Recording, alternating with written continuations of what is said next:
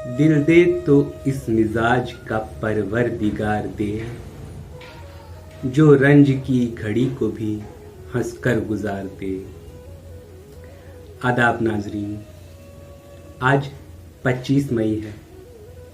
آج ہی کے روز ایک بہت ہی مشہور شاعر داغ دہلوی کی پیدائش ہوئی تھی، یعنی 25 مئی 1831 کو داغ دہلوی کی پیدائش ہوئی تھی والی فیروز پور نواب شمس الدین کے یہاں، اور داغ دہلوی کا اصل نام تھا نواب مرزا خان۔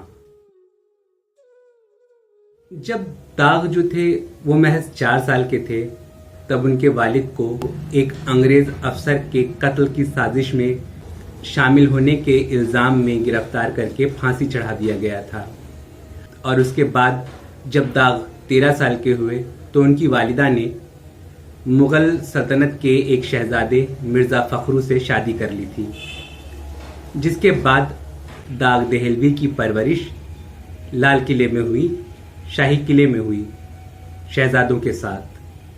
یہیں پر داغ دہلوی کو شعر و شاعری کا شوق لگا اور انہوں نے شیخ ابراہیم ذوق کی شاگردی اختیار کی اور شعر کہنا شروع کیا۔ تمہارا دل میرے دل کے برابر ہو نہیں سکتا، وہ شیشہ ہو نہیں سکتا، یہ پتھر ہو نہیں سکتا۔ داغ دہلوی بچپنے سے ہی 13-14 سال کی عمر سے ہی شاعری کرنے لگے تھے، اور ان کی شاعری میں اسی زمانے سے ایک تازگی اور خوبصورتی تھی۔ ان کے اس نئے انداز کو غالب سمیت اس دور کے بڑے بڑے شاعروں نے سراہا تھا۔ داغ دہلوی وہ شاعر ہیں جنہوں نے اردو غزل میں پھیلی اداسی کے بیانوں سے ہٹ کر محبت کی رومانیت کے ترانے لکھے۔ یہ بات اس وقت اردو غزل کے لیے نئی تھی۔ داغ سے پہلے غزل بیشتر محبوب کی جدائی کی تڑپ کا بیان کرتی تھی یا کسی اور دکھ کا۔ داغ نے اس چلن کو بدلا۔ ان کی رومانی شاعری کی کچھ بانگیاں دیکھیے۔ وہ لکھتے ہیں: ہزاروں کام محبت میں ہے مزے کے داغ، جو لوگ کچھ نہیں کرتے کمال کرتے ہیں، اور شب وصال ہے گل کر دو ان چراغوں کو، خوشی کی بزم میں کیا کام جلنے والوں کا۔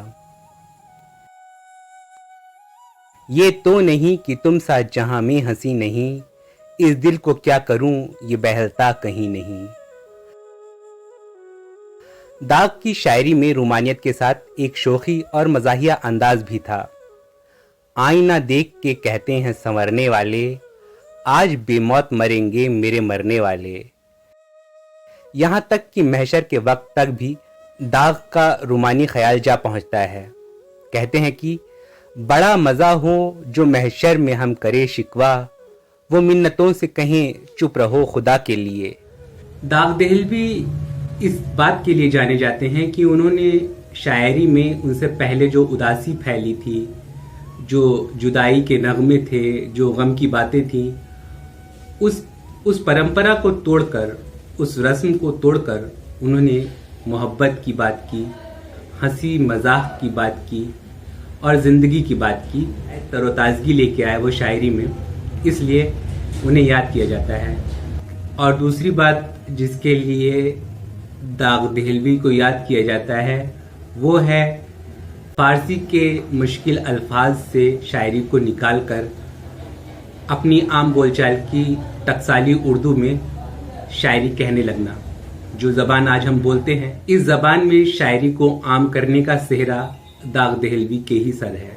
حالانکہ اس زبان میں شاعری شروع تو کی تھی داغ دہلوی کے استاد شیخ ابراہیم ذوق نے، لیکن اسے عام کیا ہے داغ دہلوی نے۔ ان تمام شعروں میں آپ نے محسوس ہی کیا ہوگا کہ یہ زبان پرانے شاعروں سے کافی الگ ہے اور آج کی زبان کے قریب ہے۔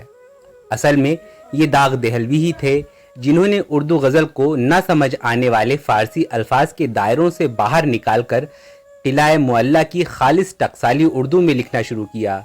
اس چیز کی بنیاد ویسے تو خود داغ کے استاد شیخ ابراہیم ذوق رکھ کر گئے تھے، لیکن इस जुबान में शायरी को आम करने का काम दाग ने किया।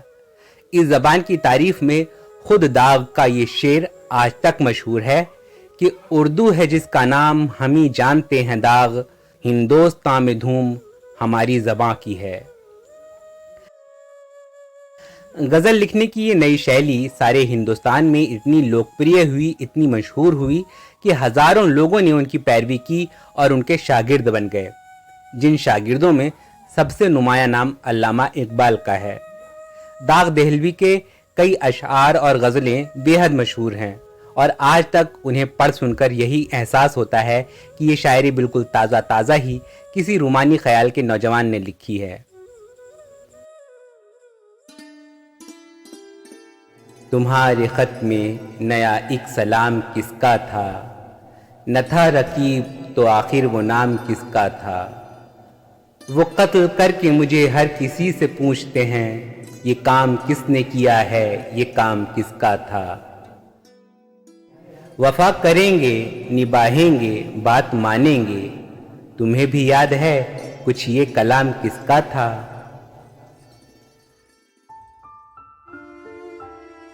गजब किया तेरे वादे पे एतबार किया, तमाम रात क़यामत का इंतज़ार किया।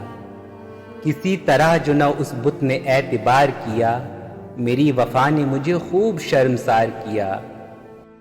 हंसा हंसा के शबे वस्ल अश्क बार किया, तसल्लियाँ मुझे दे दे के बेकरार किया। ये किसने जलवा हमारे सरे मज़ार किया, कि दिल से शोर उठा हाय बेकरार किया।